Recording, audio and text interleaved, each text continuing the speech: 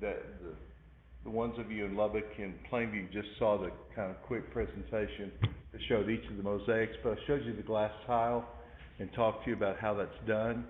And so I'll wait until Thursday to show you some pictures, so I'll be able to reveal that. And you can drive by there now if you're here in Levelland, and the building, the Quick Lane building across from United Supermarket here, we started cleaning off the paper yesterday, which the paper holds it together. You set it in mortar just like you do any tile, and which is like a cement, and so it makes it permanent. But we only got about half, maybe almost half of it done yesterday. So it was exciting to see the colors. It's very brightly colored. So I'll share that with you. I'll try to on Thursday because I want to get to something else today. But I sent all of you that had emailed me your art criticism for Chihuly, the Exploring Glass. You should have gotten a note from me in the SPC email, did you? Okay. It was just a very kind of a formed letter, but I tried to personalize it with your name and just let you know that I'm working on those. And those of you that turned them in, some are coming to me in campus mail. I have to check that today before I leave campus. But I should have some in my hand from this class here with me, and then others are coming to me. So thank you all for responding to that. And I think most of you enjoyed doing it, right? Pretty cool, amazing stuff. I hope you get to see Chihuly work in person sometime. And it's on your list, right, of things to do and see. Anyway, I want to show you something, because this is on my mind now, and I can't not think about it. One of the very closest cousins passed away on Sunday afternoon, and it was not unexpected. I got to see him in the summer, and we thought it was ALS, which is Lou Gehrig's disease, which is always fatal. Y'all know C.S. Lewis? C.S. Lewis said, the statistics on death are unavoidable. It is 100% for everyone. All of us will die. It's just a matter of, when. And we knew that my cousin Jimmy was going to not recover from this, but it turned out to be amyloid disease, which is a very rare thing, but it is also fatal, and there's no treatment really much at all. But I wanted to show you this, see if I can get this up on screen here, as a tribute to him. And I didn't even make a slide of it. Let's see, it's trying. Here we go. Let me try one more time. There we go. I'll put this on camera here. This is from my phone. And this is me and him when we were about 5 or so, and it's not focusing like I wanted to. That's me with the dark hair. His hair was almost white, but having fun. We always had a lot of fun together, and like I said, we were very close. So life is sadly is short, but we want to enjoy every bit of it and make the most of it and make the best of it. And part of what I said at the very first of this class was I was going to teach you to look at the world in a different way. And so part of what we did with the Chihuly was to look at that work maybe more in depth, except to say, oh, it's cool, I like it. But to maybe say why you liked it. But now I'm wanting to give you some tools in doing this art criticism that you should have in front of you, and that's this paper here, this art criticism. I'll put it back up on screen. Now I'm going to go over this.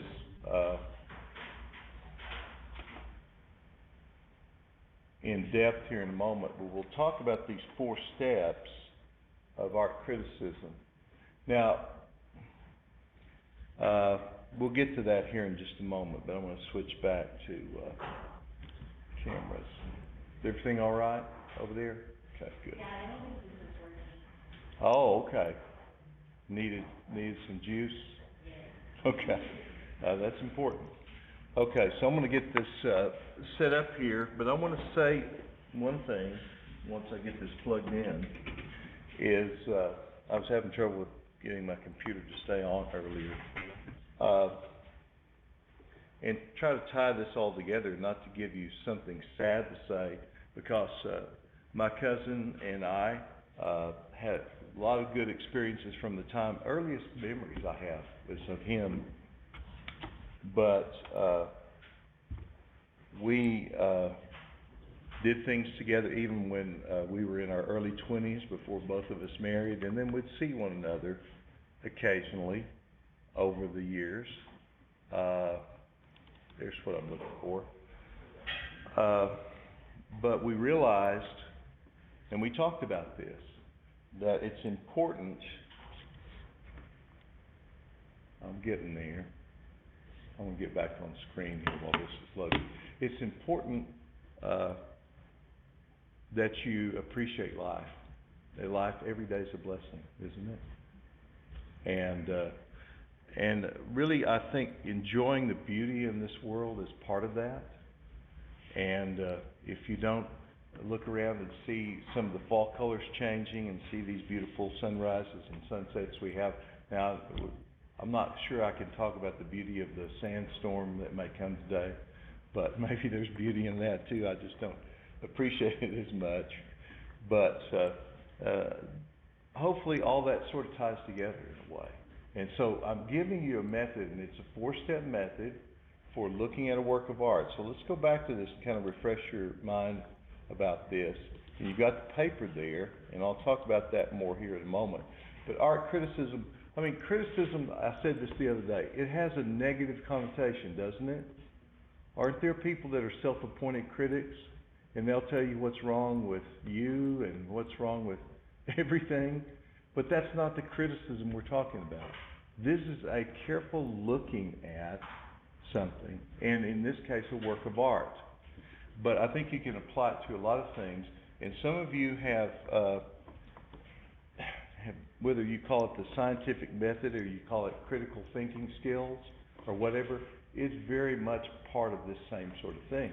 And I think it's an essential thing that we should have in life when you look at a problem, whether it's which car to pick, or whether it's color for your room, or whether it's who to vote for, or whatever.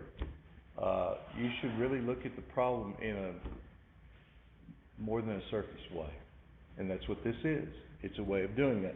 So it's an organized system for studying work of art, but it has a lot of connotations for other things.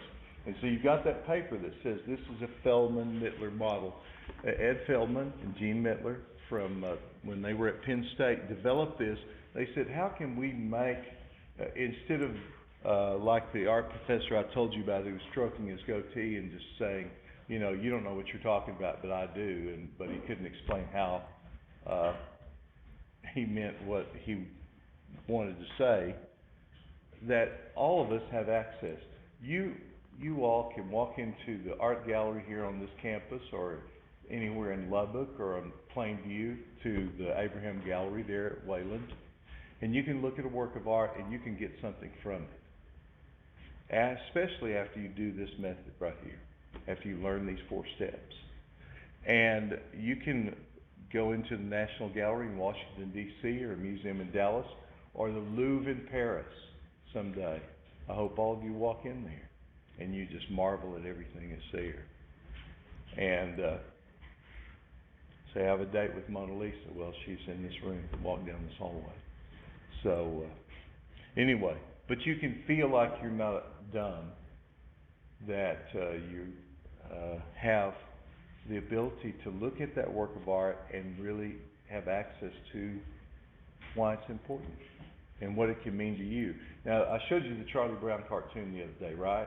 And I said, it's relative that all criticism is relative, because no matter how many would be in this room, we may have 23 or 4 or whatever different opinions about a work of art. Is that a bad thing? It's related to your own, who you are, your own personal experience. But what I want to do is kind of give you a foundation so you can say, well, let's look at it in detail. That's what the description is about. Let's analyze it, how the artist put it together, because that's, the composition is important. And artists really make those decisions thinking about what they want to get across to us as the viewer, and then the interpretation follows that. So you say, I've looked at this in detail, I've written down the details, or I understand them, I've looked at them, I can see how the artist placed these things here, and so that gives me some clues to say, oh, okay, I can understand that. I can see what the artist is saying. And then finally, the judgment. Now, you hear all the evidence in a court, right, before you make a judgment? So we're going to reserve judgment here too. It's a good thing in a lot of parts of life not to just jump to a conclusion, but to get information, right? And then you can make the judgment. So it's equally important here. So, first of all, when I show you this work of art here in a little bit, we're going to do this today and probably Thursday.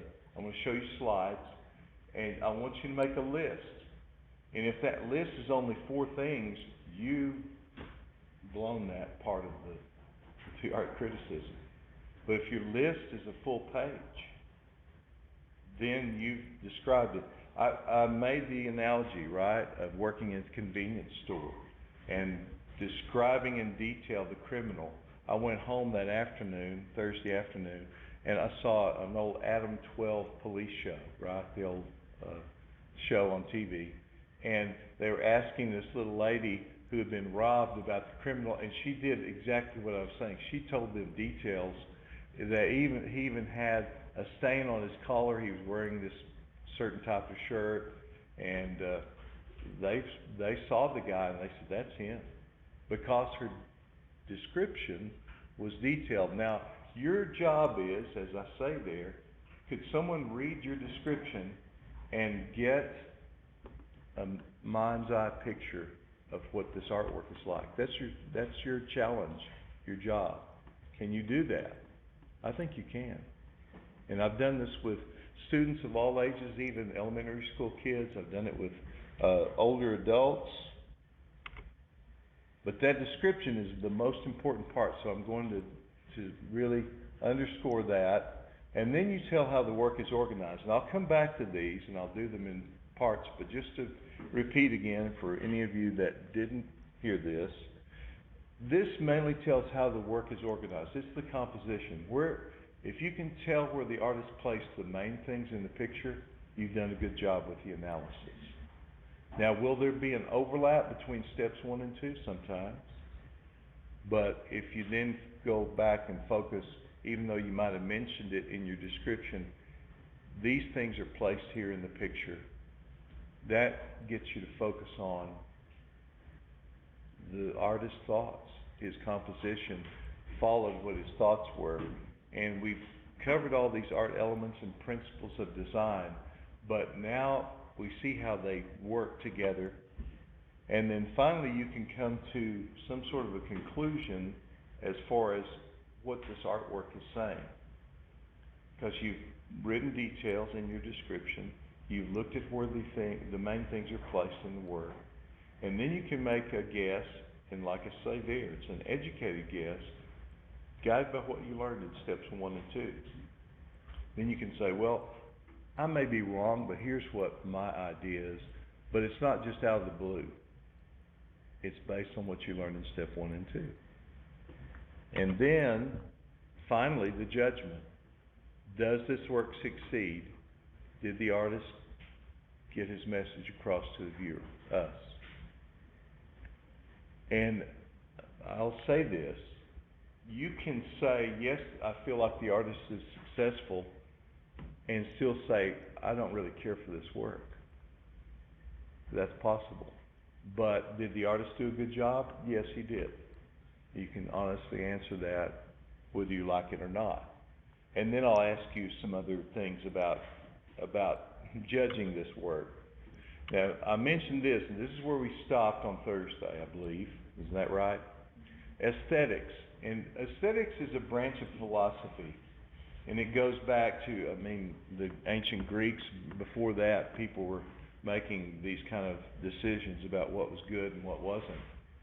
People have been making artwork as long as there have been people, probably. But it's a study, what's the nature of the good and what's beautiful and so on, goes way back. But it's the study of the nature of the beauty and art. Now, don't look at all these and read all of them, because we're going to look at them in turn. So, imitationalism, what does that sound like? If something imitates something else, what does it do? Tries to be like it, right? It copies it. So, it's the literal qualities, and the most important thing is, in an imitationalist work, it's realistic presentation of the subject matter. In other words, it imitates life. Does that kind of connect? Imitationalism imitates life. It's realistic. So, some artworks are imitationalist artworks. The literal qualities. It's literal, right? It's real. Some artworks focus on more of the design qualities, so we call that formalism. And you've got that in front of you, right, on your paper? So the most important thing is the composition of the work of art. And you can underline that or write that in there, however you want to do it, if that helps you remember it. But the composition, or how the artist put it together, is the most important thing. And that's what we want to think about. What did the artist really focus on? So formalism focuses on the design or the composition. In some artworks you can say, yes, that's formalism. Then the other type is emotionalism. Well, what does that sound like? It's the emotions, right? So what's the most important thing? Are the mood, the feelings, or the emotions in this artwork? The expressive qualities. You know people who are very expressive and emotional? They use their hands a lot and gesture, and they emphasize things and so on. There's some artworks like that too. They bring out the emotional part of it. And we've seen some of all of these, right? I'll show you some examples here in a moment, so it'll help reinforce this. And some people think that there are only 3 qualities. And one of my professors, Dr. Moon, and then Dr. Mittler, said, really you take parts of all of these, and you can put them together into this 4th aesthetic theory called surrealism. We hear that word, right? That's surreal. It's beyond reality. And so it's fantastic qualities. And the most important thing is the artist's imagination or fantasy. Now, you hear people misuse this idea. I've done it myself. Say, man, that's fantastic. But what fantastic means is like that's out of somebody's dream world or imagination. That's beyond reality. It's fantastic. And we have fantasy works in fiction and in movies and so on. So the most important thing is the artists use their imagination. There may have been some literal qualities. There may have been some things that are realistic in it.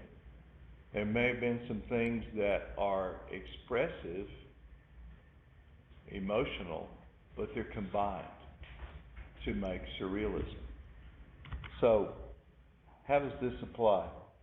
So, out of those 4 theories, this vase of flowers, which is so detailed, you can see bees and flies on the flowers. You can see dew on the flowers. This is in 1716, not many women artists, but Margaretha Haverman did this beautifully detailed painting of these flowers. Which one of those 4 theories fits this best?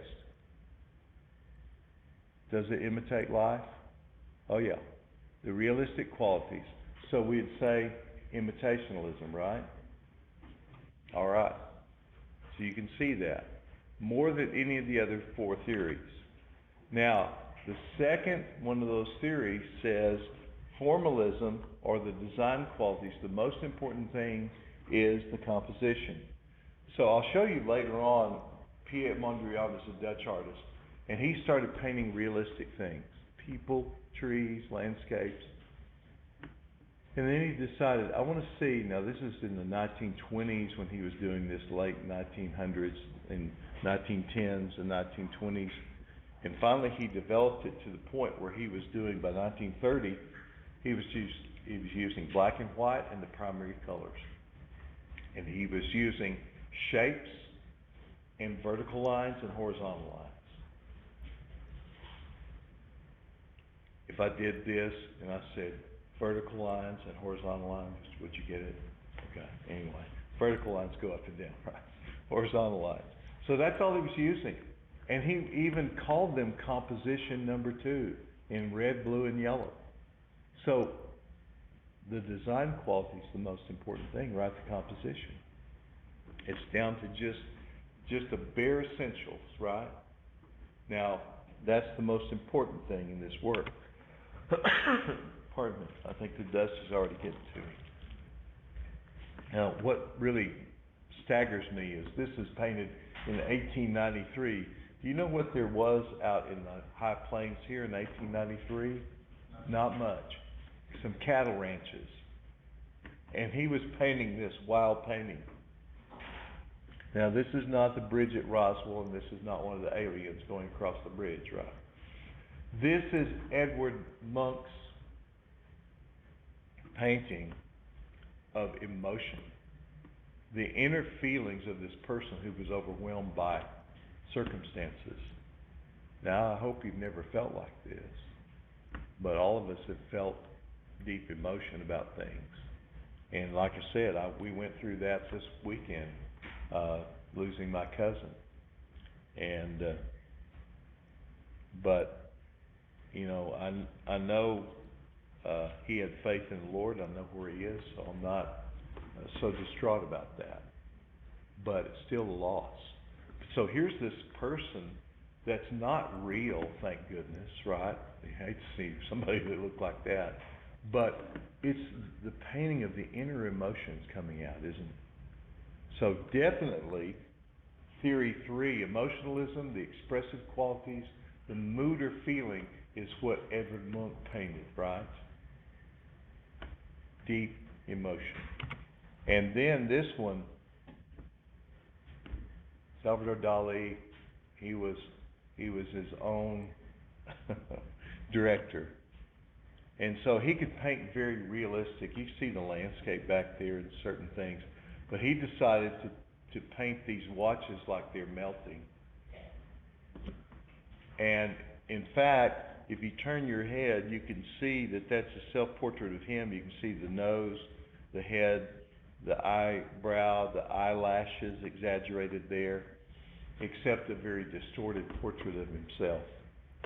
And then you can even see details like the ants on this watch and that fly with a cast shadow on the other watch. Now, this is not anything from the real world, but yes, it is too. So there are things from the real world, but they're distorted.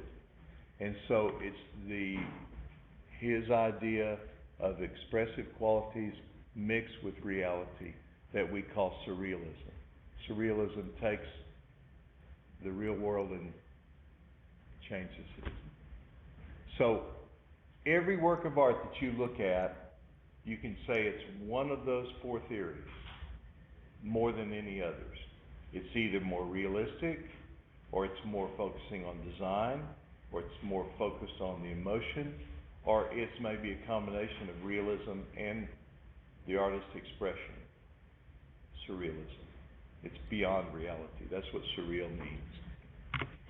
So, now you have some tools to go and look at any work of art and say some thoughtful and intelligent things about it. So here's what I'm going to do. I'm going to show these on screen. I wish the best way for us to do this is go and see the artwork in person. So we all catch a shuttle bus that would take us to the airport in Lubbock. We would exchange flights in Dallas. We'd fly to New York City. We'd take another shuttle and go into the Museum of Modern Art and say, we're the group from South Plains College in Texas, and we're here to see, this artwork. That's the best way. I'm sorry we can't do that. I'd love to do that with you. But anyway. So here's the artwork I want you to see. And I'll talk about it just a little bit. So, by the way, this assignment is due a week from today. So you see at the bottom of that paper, this is another required assignment that's going to add anywhere from -10 points to, and nobody's gonna not do it, we're gonna do it in class. But, and those of you watching at home, if you missed class and you're watching this recording, I'll put this up on Blackboard and I'll send it to everyone so you can print it out, write it out, or type it out, however, it'll be a Word document. It'll also be on Blackboard. But, you can earn 10, I've had students earn 20 points doing this if they did a really good job. So it's up to you. But it's just added in. If you want to boost one of your exam grades, it's a good way to do it. Easy way to do it. So I'm leading you along still, right? So on your paper, and this paper may not be the best way to do this. You're not going to be able to squeeze these descriptions and everything else in there. So you're probably going to have to write this or type it out and print it out or send it to me in an email. But write the date on there, a week from today. Hard to believe. It will be in November the 2nd. You don't have to turn this in until next month, right? Well, that's just a week away, right? So don't get confused about that. But you'll write on here the title of this work, so make sure you do that. It's Christina's World. And by the way, we're seeing Christina's World, and this is a real person that Andrew Wyeth, the artist, painted. So you want to give the artist's name. The date it was completed is 1948. Long time ago, right?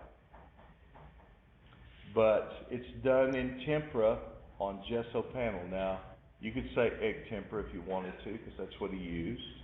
Now, I've shown you some of Andrew Wyeth's work and talked about that when we talked about egg tempera, right? And the size of this, it's pretty large. It's almost 3 by 4 feet. It's a large work. So 32 1/4 inches by 47 3/4 inches. And I'll show this again, so you don't have to write all this down now. But here's what I'm wanting you to do when we look at this work. I'm wanting you to look at it, and you may have more than one monitor in your classroom. You can get up close and look at it. But I'm also going to show you close-up slides, and I'll spin through those so you can see it more in detail. But if your description just said, I see a girl in the field and some old buildings, and she's wearing an old dress, how thorough is that description? No, the buzzer goes off. It's not thorough at all, is it? No details. Yeah. What? Yeah, I mean, a lot of paintings. That doesn't really get us this mind's eye picture of what that work is like, right? But if you start saying, I see a girl in the field, she's wearing a faded pink dress, she's in, and talk about the position she's in, talk about the buildings that you see, talk about the other lines that you see in this. And I'm not saying very much because I want it to be your words, right? And then we're going to talk about colors, we're going to talk about details, we're going to talk about variety of colors. Now, I did this with students one time when I was teaching in high school, and I'd just been in Dr. Mittler's class, so I was excited about trying this out, and they'd just cleaned the floors. We'd just come back from a holiday. So I had the students push all the desks away, and we had a tile floor. It's all polished and clean. And I said, they thought, okay, Mr. Hope, he's doing something else crazy. But I said, I want you to get down to the floor and get in this position. Now, think about this. I'm not going to ask you to do that now, but is this a comfortable position of rest? It is not.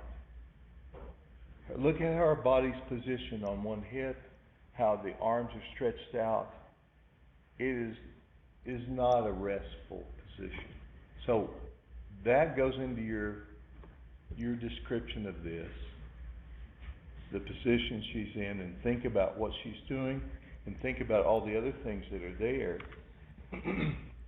I'll show you these details. Here's the larger of the buildings that are in there, plus another small building that's there, and some of the things that are in that part of the scene.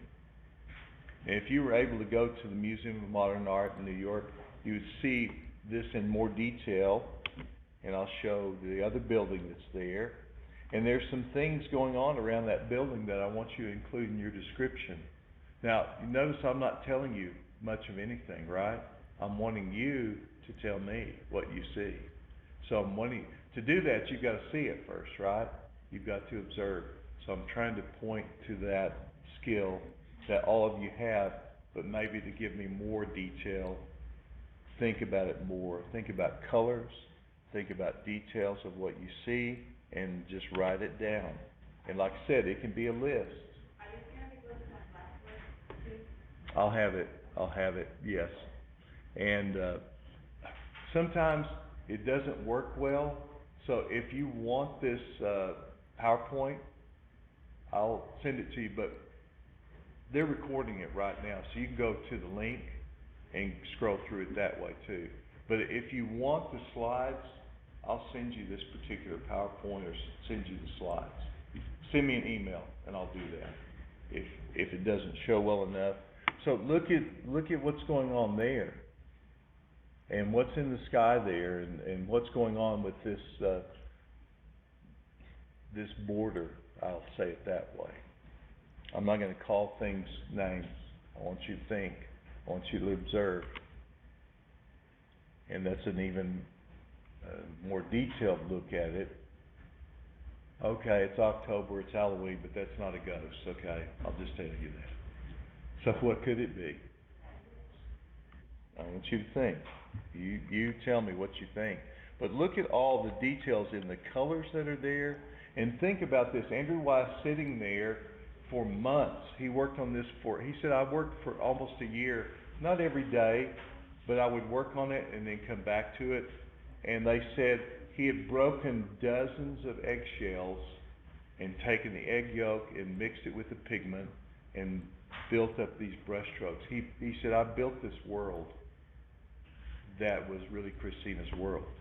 Now, I'll tell you more about Christina because it was a real person. I'll tell you about Andrew Wyeth and all later, but that doesn't matter right now, right? It's just our relationship, your relationship with this work and your response to this work. And look at those lines. I won't call them a name. You just determine what they are, and the other brush strokes that are representing something there. And then detail close-up of her in this position. And not just seeing the color maybe of her dress, but her skin, her hair, what else she has on. Very important clues to understanding this and understanding what the meaning is behind this painting. The meaning is to you, right? And detail of her hair.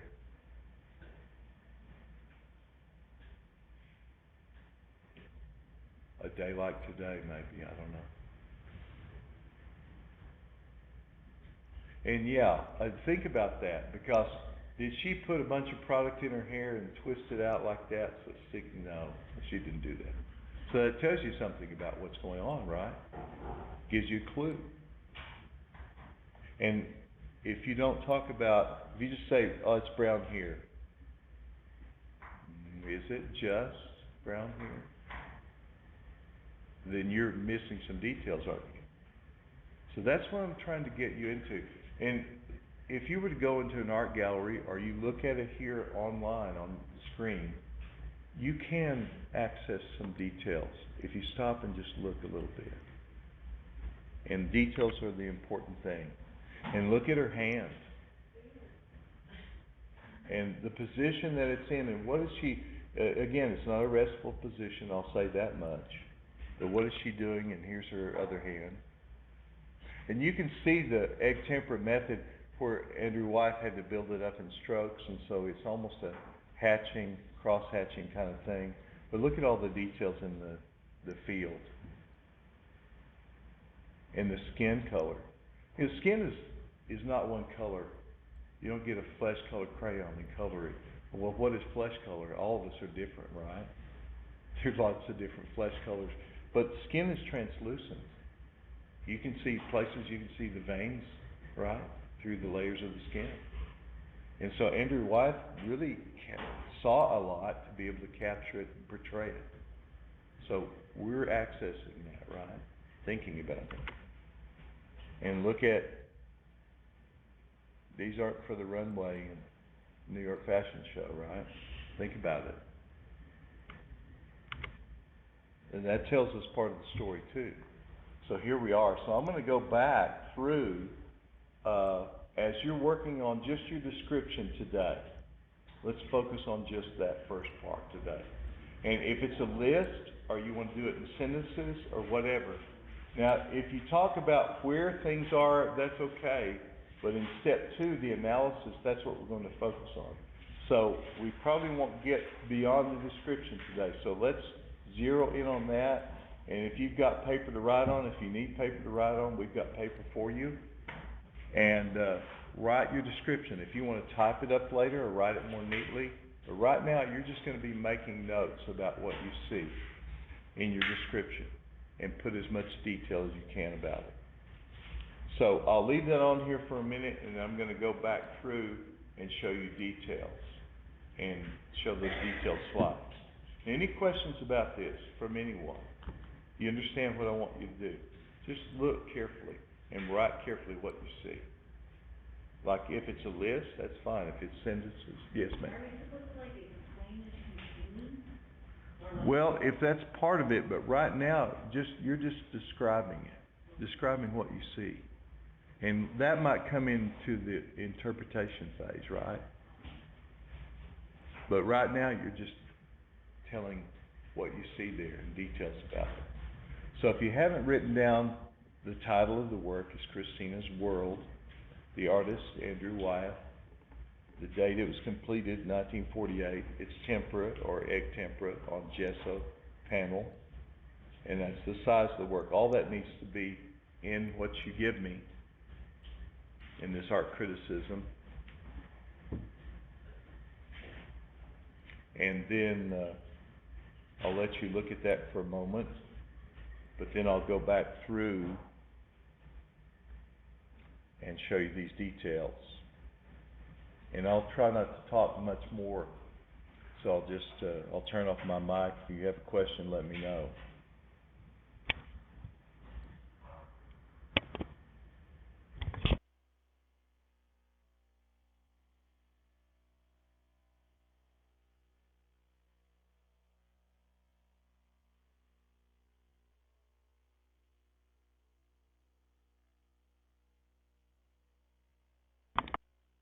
I will say this, you can see the overall thing there. And in your description, be sure to include from the top down maybe, the sky, the buildings, the field and what you see going on in the field. And of course, the girl, but details about each of those things, those parts to the painting. And I'll go to the details now. And I'll kind of cycle back through.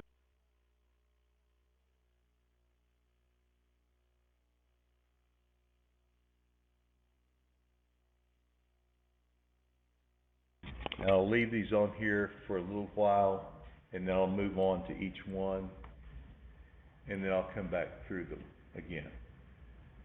Maybe a couple more times. If you have questions, you need me to show you something, go back to something, please let me know. And in Plainview or Lubbock, you can just push your mic button and ask me a question.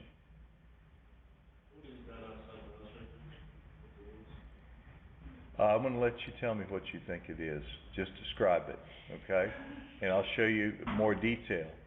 I'll tell you later about everything about it. This is a real place, by the way, and it still exists.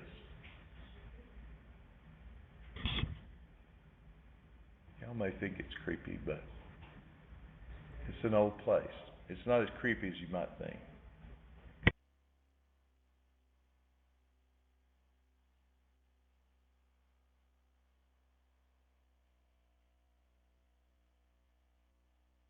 I will say this, I've had students say, do you want how many windows there are? And I said, if that's part of your detail, count them. Tell me details about the roof line. Tell me details about how many chimneys you see, what's leaning up against the house, the shadows, the other things around the house, that building there. What you think the small building is. This is your deal, right? It's you responding to the work. That's what I want. Because that's the most important thing. You learning how to look carefully and responding in detail. What about the colors that are on the house? One reason some of you might say it's creepy is because it's old and faded, right? But what color, if we say faded, faded what? What color is that? How would you describe it? So all the things you see, you may not have to know what it is, but just describe it the best you can. And then I'll move on to the next slide here in just a moment. And I'll keep going back through these.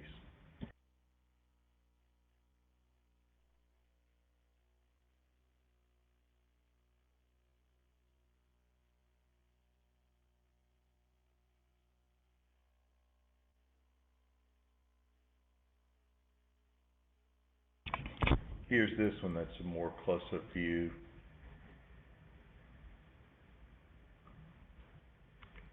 And then here's this one.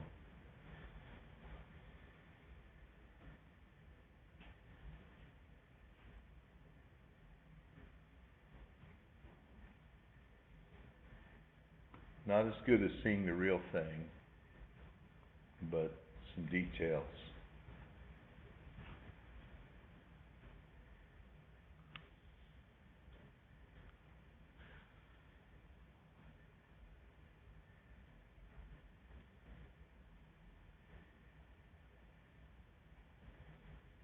And again, you can just make a list,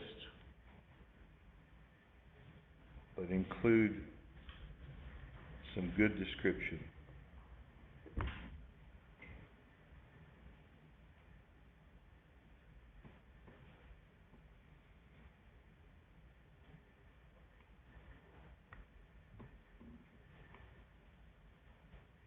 And I'm going to go back to the main building again, and I'll come back.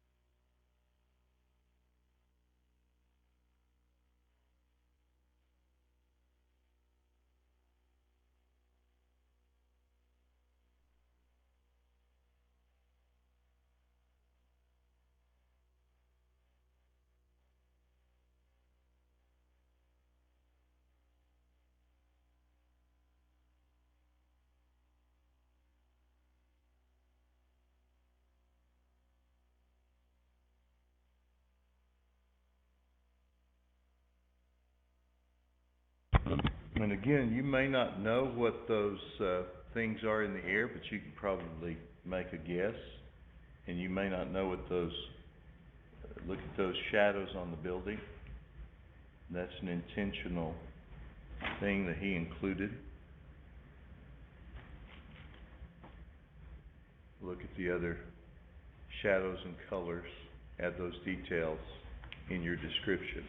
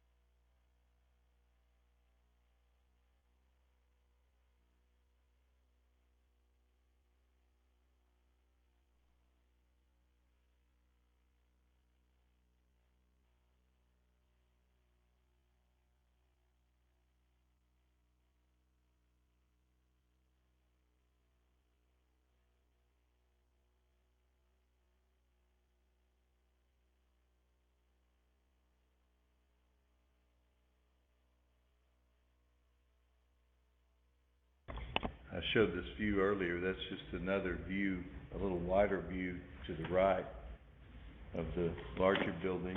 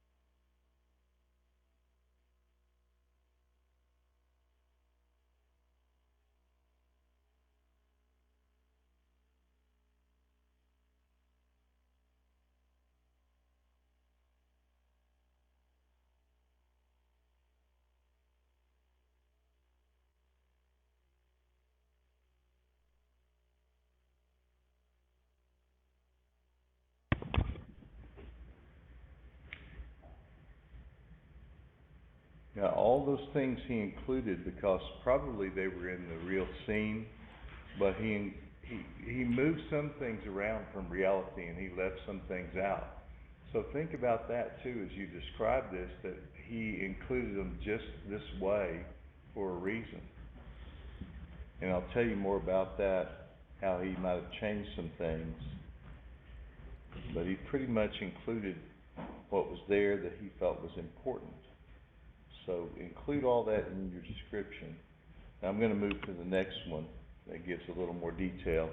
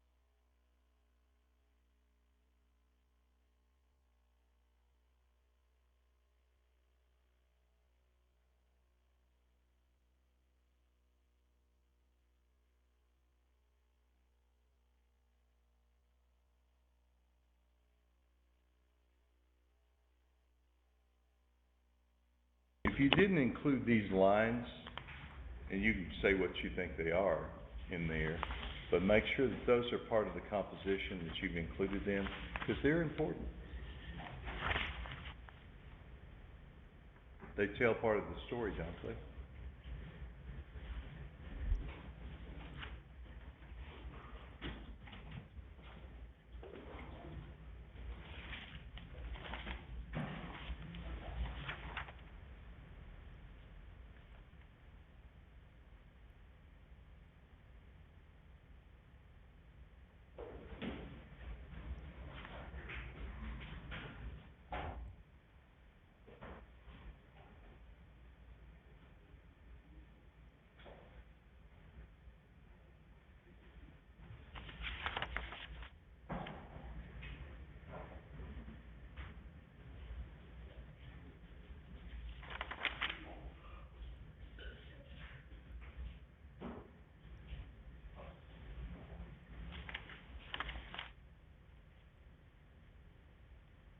Mike, I'm sorry, I did find it. Do you wanna see?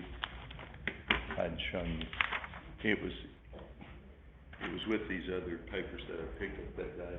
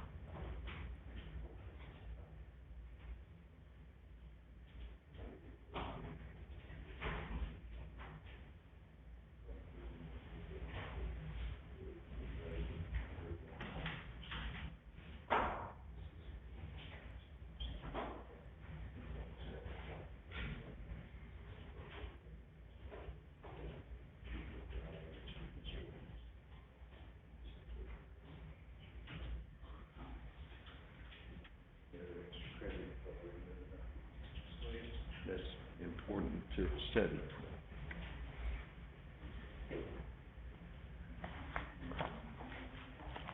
Okay, switch to the next one. Now that's an important one. By this title, it is Christina's World that you're seeing here. So be sure to include as much as you can about her.